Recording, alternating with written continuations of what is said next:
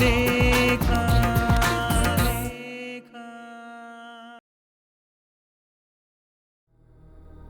ಬ್ರಹ್ಮನಿರಸನ ಆಗೋಗಿದೆ ಸುರಭಿ.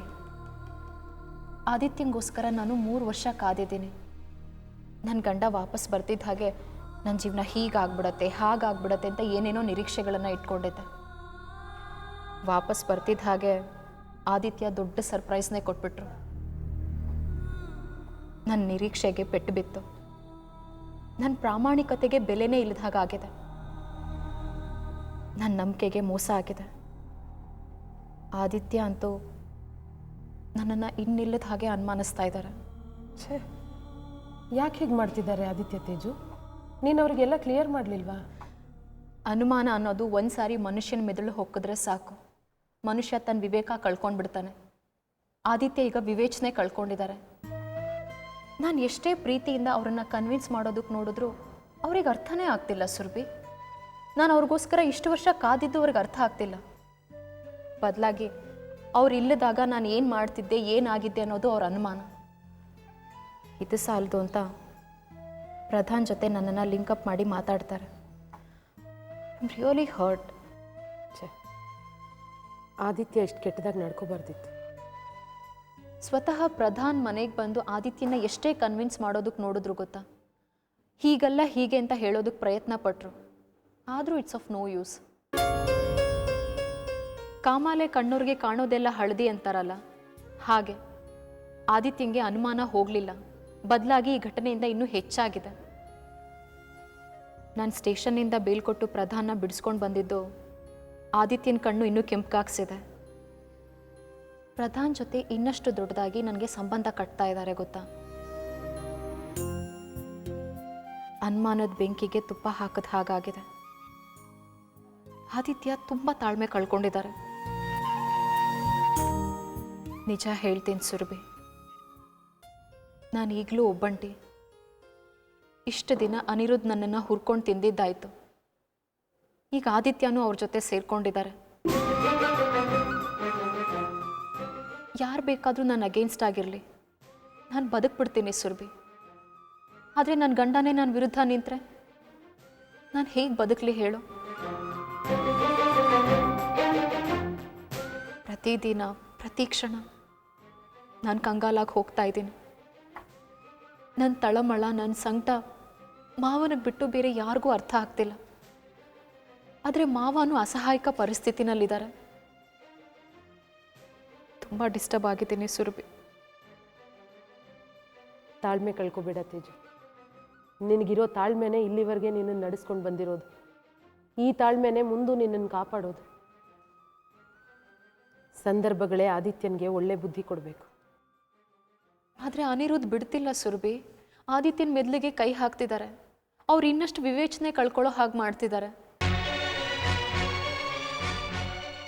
ಆದಿತ್ಯ ಸರಿ ಹೋಗೋದು ಕಷ್ಟ ಅನ್ನಿಸ್ತಿದೆ. ನಿನ್ನ ಸಂಸಾರನ ಸರಿ ಮಾಡ್ಕೊಳ್ಳೋ ಬುದ್ಧಿಶಕ್ತಿ ನಿನ್ನಲ್ಲೇ ಇದೆ ತೇಜು. ಧೈರ್ಯ ಕೆಡಬೇಡ.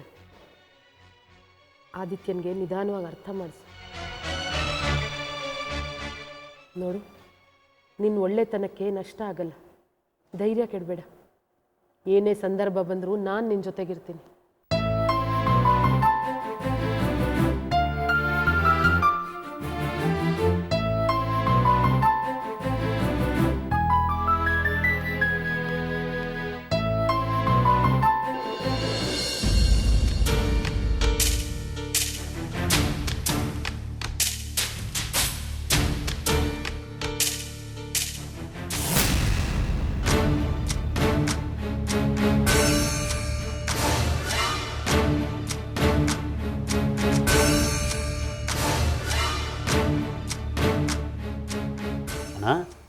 ಮನಿ ಯಾಕೆ ಹೀಗೆ ಕೂತಿದೀಯಾ? ಏನಿಲ್ಲ ಕಣ. ನಂಗೆ ಗೊತ್ತು ನಿನಗೆ ತಲೆ ಕೆಟ್ಟಿದೆ ಅಂತ. ನಿನ್ನ ಮೈಂಡ್ ರಿಲೀಫ್ ಮಾಡೋಕ್ಕೆ ನಾನೆಲ್ಲೂ ಬಂದಿರೋದು. ಹೀಗೆಲ್ಲ ಆಗತ್ತೆ ಅಂತ ನಾನು ಅನ್ಕೊಂಡೇ ಇರಲ್ಲ ಕಣ. ಈಗ ಗೊತ್ತಾಯ್ತಾ ನಿನ್ನ ಹೆಂಡತಿ ಬುದ್ಧಿ ಏನು ಅಂತ? ಅತ್ತಿಗೆ ಬಗ್ಗೆ ಕಂಪ್ಲೇಂಟ್ ಹೇಳೋದಕ್ಕೆ ನನಗೆ ಕಷ್ಟ ಆಗ್ತಿತ್ತು. ಸಂದರ್ಭ ಎಲ್ಲ ತಾನಾಗೆ ಹೇಳುತ್ತೆ ಅಂತ ಸುಮ್ಮನಿದ್ದೆ. ಈಗ ನಿನ್ನ ಹೆಂಡತಿ ಬುದ್ಧಿ ಏನು ಅಂತ ನಿನಗೆ ಗೊತ್ತಾಗಿದೆ. ಇನ್ನು ನಾನು ಹೇಳೋದು ಏನು ಉಳಿದಿಲ್ಲ.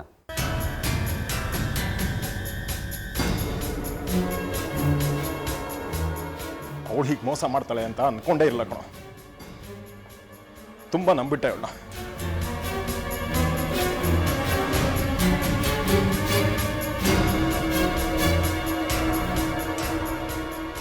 ನಂಗೆ ಗೊತ್ತು ಬ್ರದರ್, ನೀವು ತುಂಬ ಹರ್ಟ್ ಆಗಿದೆ. ತಗೋ ಬೇಡ ಕಣೋ ಅಣಿ. ತಗೋ ಬ್ರದರ್, ಎಲ್ಲ ಸರಿ ಹೋಗುತ್ತೆ. ತಗೋ.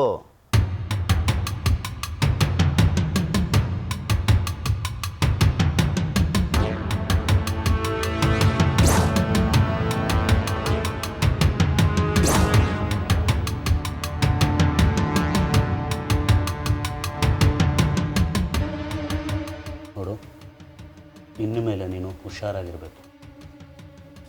ನಿನ್ನ ಹೆಂಡತಿ ಬುದ್ಧಿ ಏನು ಅಂತ ನಿನಗೆ ಗೊತ್ತಾಗಿದೆ.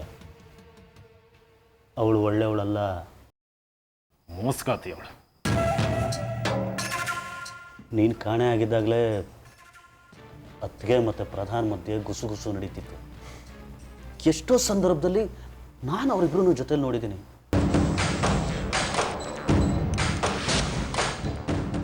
ತುಂಬ ತುಂಬ ಕಷ್ಟ ಆಗ್ತಿತ್ತು ಬ್ರದರ್, ತುಂಬ ಹಿಂಸೆ ಆಗ್ತಿತ್ತು. ನೀನು ನೆನಪಾಗ್ಬಿಡ್ತಿದೆ. ಅನ್ನೋ ಹಾಗಿಲ್ಲ, ಅನುಭವಿಸೋ ಹಾಗಿಲ್ಲ. ನಾನು ಅತ್ತಿಗೆ ವಿರುದ್ಧ ಪ್ರಶ್ನಿಸಿ ಮಾತಾಡಿದ್ರೆ ನಾನು ಕೆಟ್ಟವನಾಗ್ತಿದ್ದೆ. ಅಪ್ಪ ಅಂತೂ ಅತ್ತಿಗೆ ಸಪೋರ್ಟ್ಗೆ ಇದ್ದರು. ನಾನು ಅಮ್ಮ ಅತ್ತಿಗೆ ವಿರೋಧಿಸಿ ಮಾತಾಡಿ ಕೆಟ್ಟವರಾಗ್ತಿದ್ವಿ. ನೀನು ಬಂದಮೇಲಾದರೂ ಪರಿಸ್ಥಿತಿ ಸುಧಾರಿಸುತ್ತೆ ಅಂತ ಅಂದ್ಕೊಂಡಿದ್ವಿ. ಆದರೆ ಅತ್ತಿಗೆಗೆ ಆ ಪ್ರಧಾನ ಮೇಲೆ ಲವ್ವು ಇನ್ನೂ ಜಾಸ್ತಿ ಆಗ್ತಾ ಹೋಯ್ತು.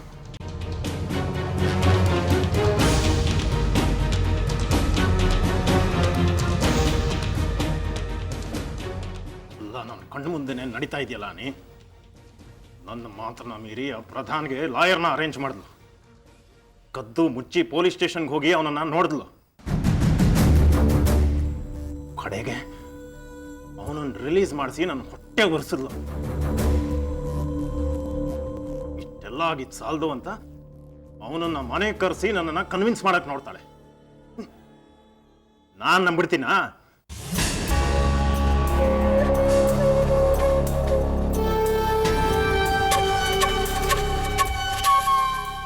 ಆದರೆ ನೀನಿಲ್ಲದೆ ಇರೋ 3 ವರ್ಷ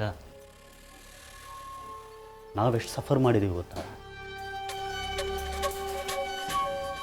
ಅತ್ತಿಗೆ ತುಂಬ ತೊಂದರೆ ಕೊಡ್ತಾಯಿದ್ರು. ನೀನು ಕಾಣೆ ಆಗ್ತಿದ್ದ ಹಾಗೆ ಅವರು ವರ್ಷ ತೋರ್ಸೋಕೆ ಶುರು ಮಾಡಿದ್ರು. 3 ಹೊತ್ತು ಮನೇಲಿರ್ತಿದ್ದ ಅದಕ್ಕೆ ಆಫೀಸಿಗೆ ಬರೋಕ್ಕೆ ಶುರು ಮಾಡಿದ್ರು. ನಿಧಾನವಾಗಿ ಎಲ್ಲ ಕೆಲಸದಲ್ಲೂ ಮೂಗು ತೋರಿಸಿದ್ರು. ಮ್ಯಾನೇಜಿಂಗ್ ಎಡಿಟರ್ ಆಗಿದ್ದೆ ನಾನು. ನನಗೆ ಕಿರುಕುಳ ಕೊಡ್ತಾಯಿದ್ರು. ಅಪ್ಪ ಮಗನ ಮಧ್ಯೆ ಒಡಕ್ ತಂದಿಟ್ರು ಗೊತ್ತಾ?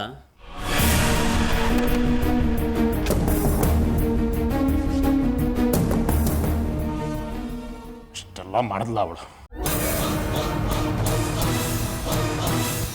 ಅಷ್ಟೇ ಅಲ್ಲ ಅಣ್ಣ, ಅತ್ತಿಗೆಗಿದ್ದಿದ್ದು ಒಂದೇ ಒಂದು ಆಸೆ, ಚಿತ್ರಲೇಖ ಪತ್ರಿಕೆಗೆ ಡಿಕ್ಟೇಟರ್ ಆಗಬೇಕು ಅಂತ. ಅದರಲ್ಲಿ ಅವ್ರು ಸಕ್ಸಸ್ಸು ಆಗಿಬಿಟ್ರು. ಅಪ್ಪ ಅತ್ತಿಗೆ ಜೊತೆ ಕೈ ಜೋಡಿಸಿದ್ರು. ಅತ್ತಿಗೆ ಪ್ರಧಾನ ಕರ್ಕೊಂಡ್ಬಂದು ಪತ್ರಿಕೆಗೆ ಸೇರಿಸಿದ್ರು. ನಾನು ಮನೆ ಮಗ, ನಾನು ಲಿಟ್ರಲಿ ಬೀದಿಗೆ ಬಿದ್ದೆ. ಬೀದಿಗೆ ಬಿದ್ದುಬಿಟ್ಟೆ. ಒದ್ದು ಸಾಯಿಸ್ಬೇಕಾಗಿತ್ತು ಅವಳನ್ನ. ನಿನ್ನ ಹೆಂಡತಿ ಅಣ್ಣ, ನನಗೆ ಅದಕ್ಕೆ ಸಹಿಸ್ಕೊಂಡೆ.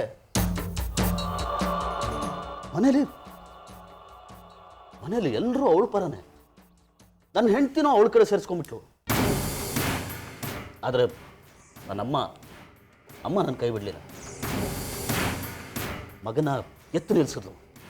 ನನ್ನ ಕೈಗೆ ನ್ಯೂ ಚಿತ್ರಲೇಖ ಪತ್ರಿಕೆ ಕೊಟ್ಟಳು. ಇವತ್ತು ನಾನು ತುಂಬ ಎತ್ತರಕ್ಕೆ ಬೆಳೆದಿದ್ದೀನಿ.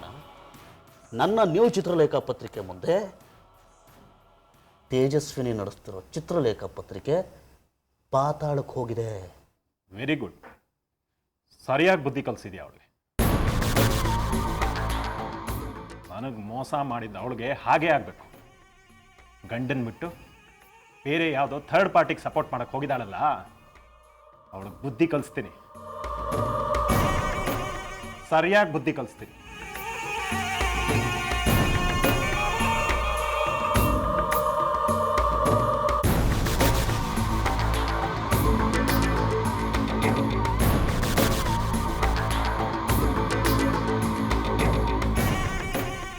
ಅನಿ, ನನ್ನ ಕಷ್ಟ ಸುಖನ ಅರ್ಥ ಮಾಡ್ಕೊಳ್ಳೋನು ನೀನೊಬ್ಬನೇ ಕಣೋ.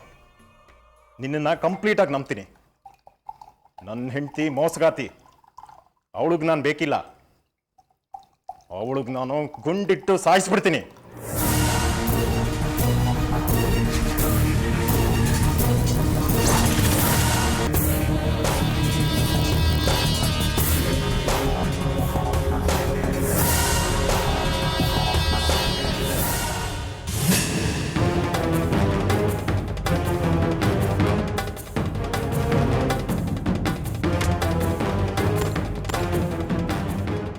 ಹುಳಿ ಹಿಂಡಿದ್ದೀನಿ, ತಗೋ ಬ್ರದರ್.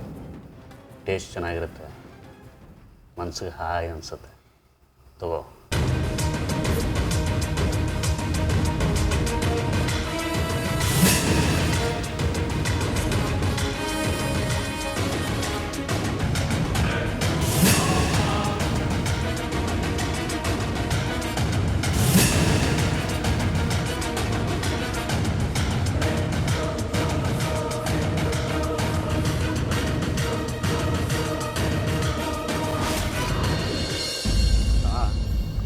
ಅಣ್ಣ, ಮೆತ್ತಿಗೆ ಮೆತ್ತಿಗೆ ಮೆತ್ತಿಗೆ ಮೆತ್ತಿಗೆ ಮೆತ್ತು ಬ ಹಾಂ, ಅದೇ ಮೆತ್ತಿಗೆ ಮೆತ್ತಿಗೆ ಬಯಲೆ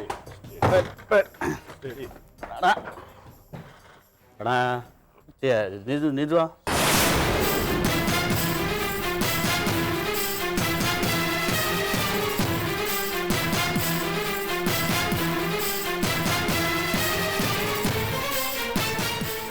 ಅನಿರುದ್ಧ್, ಏನ್ ನಡೀತಾ ಇದೆ ಇಲ್ಲಿ?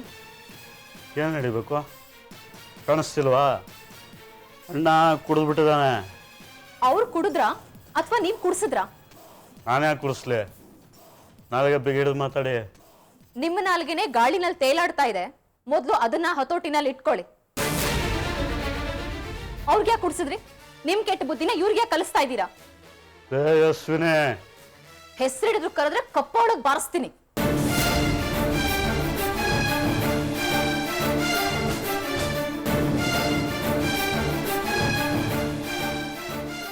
ಆದಿತ್ಯ, ನಿಮ್ಗಾದ್ರೂ ಬುದ್ಧಿ ಬೇಡ್ವಾ? ಈ ರೀತಿ ಕಂಠ ಪೂರ್ತಿ ಕುಡಿದು ತೂರಾಡ್ತಾ ಇದ್ದೀರಲ್ಲ. ಏಯ್, who are you? Get lost. ಯಾರ ನೀನು? ಓಡಿಸ್ಬಿಡ್ತೀನಿ ನೋಡು. ಏನ್ ನಡೀತಿದೆ ಇಲ್ಲಿ? ಇಬ್ರು ಕುಡ್ಕೊಂಡ್ ಬಂದಿದ್ದೀರಾ? ನಾಚಿಕೆ ಆಗಲ್ಲ ನಿಮ್ಮಿಬ್ರಿಗೂ? ಏ ಅನಿ, ನಿಮ್ಮ ಅಣ್ಣಂಗೆ ಈ ಮಟ್ಟಕ್ಕೆ ಕುಡಿಸಿದ್ಯಲ್ಲ, ಮನುಷ್ಯತ್ವ ಬೇಡವಾ ನಿನಗೆ? ಸ್ವಾಮಿ, ಅವನು ಕುಡಿದ್ರೆ ನಾನು ಹೇಗ್ರಿ ಬೇಡ ಅನ್ಲಿ? ಏನೋ ಫೀಲಿಂಗ್ ಅಂತ ಕುಡ್ದಿದ್ದಾನೆ. ಏನ್ ಫೀಲಿಂಗು? ಸೀಮಾಗಿಲ್ದೇ ಇರೋದು ಡ್ರಾಮಾ ಮಾಡ್ತಿದ್ದೀರಾ ಇಬ್ರು? ಮಾವ, ಎಲ್ಲ ಸುಳ್ಳು. ಆದಿತ್ಯ ಕುಡಿಯೋದೇ ಇಲ್ಲ. ಆದಿತ್ಯನ್ಗೆ ಒತ್ತಾಯ ಮಾಡಿ ಅನಿರುದ್ಧ್ ಕುಡಿಸ್ತಾ ಇದ್ದಿದ್ದನ್ನ ನಾನೇ ನೋಡಿದ್ದೀನಿ. ಹೌದು ಅನಿರುದ್ಧ್, ನಾನ್ ನೋಡ್ದೆ. ನಿಮ್ಮ ಅಣ್ಣಂಗೆ ಏನೇನ್ ಬೋಧನೆ ಮಾಡ್ತಾ ಇದ್ರಿ? ನಿಮ್ಮಂತ ಮೈದನ ಇದ್ಬಿಟ್ರೆ ಅಷ್ಟೇ. ಸುಳ್ಳು, ಎಲ್ಲ ಸುಳ್ಳು, ನಂಬೇಡಪ್ಪ. ಅಣ್ಣ ಕುಡಿತಿದ್ದ, ನಾನು ಕಂಪ್ನಿ ಕೊಟ್ಟೆ, ತಪ್ಪ? ಇಲ್ಲ ಮಾವ, ನನ್ನ ಬಗ್ಗೆ ಕೆಟ್ಟ ಕೆಟ್ಟದಾಗ ಮಾತಾಡಿ ಉರಿಯೋ ಬೆಂಕಿಗೆ ತುಪ್ಪ ಸುರಿತಾ ಇದ್ರು. ಕೇಳ್ ನೋಡಿ ಏನೇನ್ ಹೇಳ್ತಾ ಇದ್ರು ಅಂತ. ಏನು ಏನು ಹೇಳಿದ್ದೇನೆ? ಏನೂ ಇಲ್ಲ, ಏನೂ ಇಲ್ಲ. ನಾಚಿಕೆ ಆಗ್ಬೇಕು ನಿಮ್ ಜನ್ಮಕ್ಕೆ. ಅವ್ರಿಗೆ ಇಲ್ಲದನ್ನೆಲ್ಲ ಹೇಳ್ಕೊಟ್ಟು ಗಂಡ ಹೆಂಡತಿ ಸಂಬಂಧನ ಹಾಳು ಮಾಡೋದಕ್ಕೆ ಹೊರಟಿದ್ದೀರಲ್ಲ, ನೀವೆಷ್ಟು ಮಟ್ಟಿಗೆ ಸರಿ ಇದ್ದೀರಾ? ಇದು ನನ್ನ ಪರ್ಸನಲ್ ವಿಷಯ. ಇದರಲ್ಲಿ ನೀವು ತಲೆ ಹಾಕೋ ಅಗತ್ಯ ಇಲ್ಲ. ತೇಜಸ್ವಿನಿ, ಯಾಕೆ ನನ್ನ ತಮ್ಮಂಗೆ ಬೈತಾ ಇದೆಯಾ? Is my brother. ನನ್ನ ತಮ್ಮ ಅವನು. ಅವನು ಹೇಳ್ತಾ ಇರೋದು ಸತ್ಯ. ನೀನು ಮೋಸಗಾತಿ.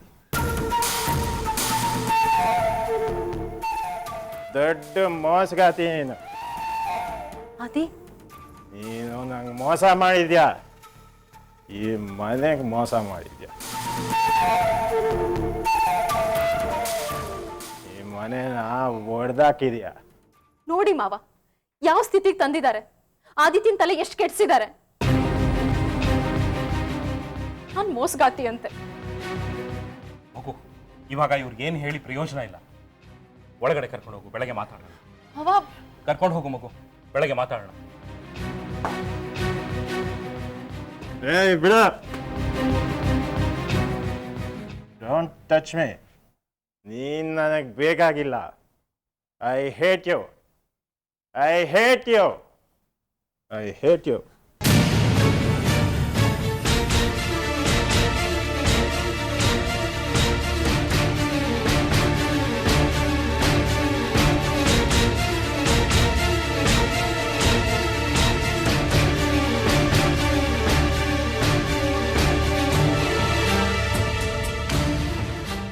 ಸಾರ್ಥಕ ಆಯ್ತು ಕಣೋ, ಸಾರ್ಥಕ ಆಯ್ತು.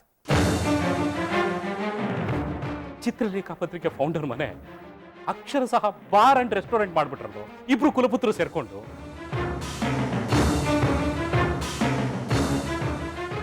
ಇಬ್ಬರು ಗಂಡು ಮಕ್ಕಳು, ಬಾಳು ಬಂಗಾರ ಆಗುತ್ತೆ ಅಂತ ಕನಸ್ಕಂಡೆ. ಸ್ಟುಪಿಡ್ ನಾನು, ಮೂರ್ಖ. ನನಗೆ ನಾನೇ, ಬೇರೆ ಯಾರೂ ಇಲ್ಲ.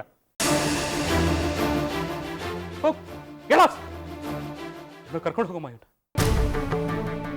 ನಡೀರಿ, ನೀವು ಯಾವಾಗ್ಲೂ ಏನಾದ್ರೂ ರಾದಂತ ಮಾಡ್ತಾನೆ ಇರ್ತೀರಾ.